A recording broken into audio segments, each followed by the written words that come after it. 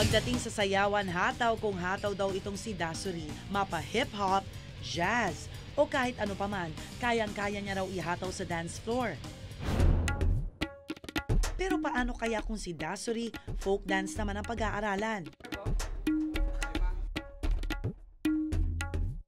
Ilang minuto lang ang nakalipas, si Dasuri ready na raw umindak ng folk dance.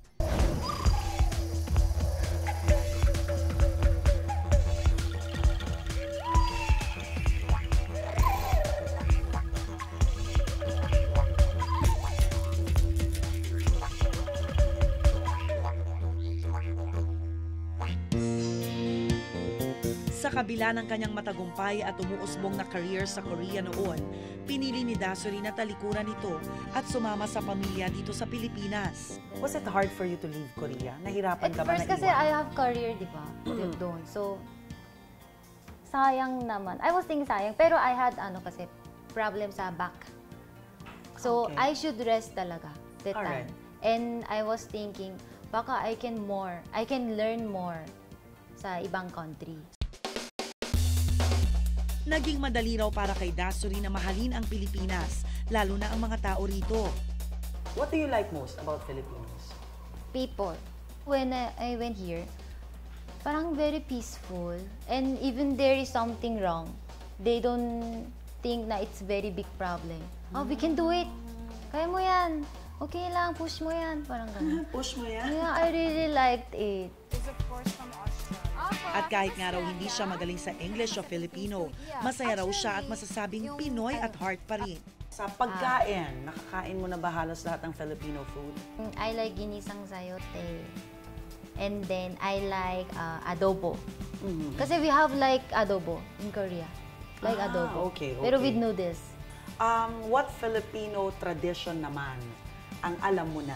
Yung ano to? Ano to? Mano. Mano. Mano. Tapos, opo. Opo. Okay. Opo. Salamat po. Ano.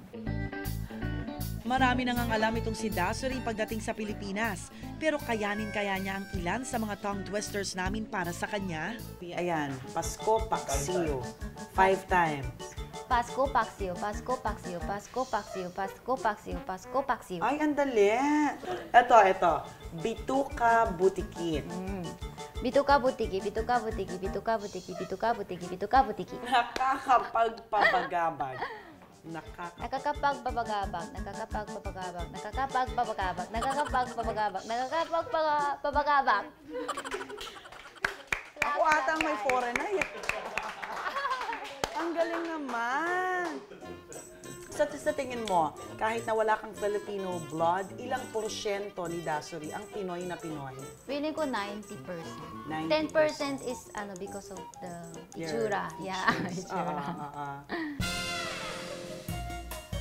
Kung kanina, inalam natin ang Filipino side ng Koreanang si Dasuri. Ngayon naman, ibabahagi niya sa atin ang ilan sa mga Korean food at traditions nila. Anong masasuggest mo na Korean food na dapat subukan ko? Especially, of course, kimchi. Kimchi. You should try kimchi and Korean meat grilling. And with we will wrap with lettuce. Okay. You have to try with that. With Wow. some sauce, Korean sauce.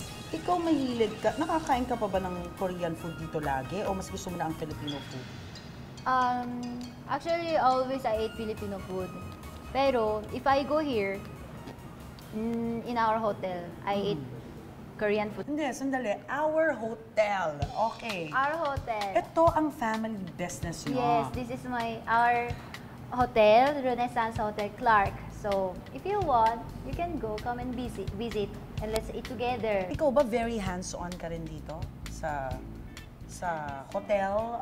Do you play an active role in the management of the hotel? Yes, I'm the marketing manager here. Wow! Bukod sa hotel na pag-aari ng kanilang pamilya dito sa Clark, ipinakita rin sa amin ni Dasuri ang kanilang mini-mart dito sa Korean town. Gusto ko talaga ramen, seafood ramen. 다 샀어요? From Korean foods, isinama din kami ni Dasuri sa isa sa mga favorite pastime ng mga Koreano, ang karaoke.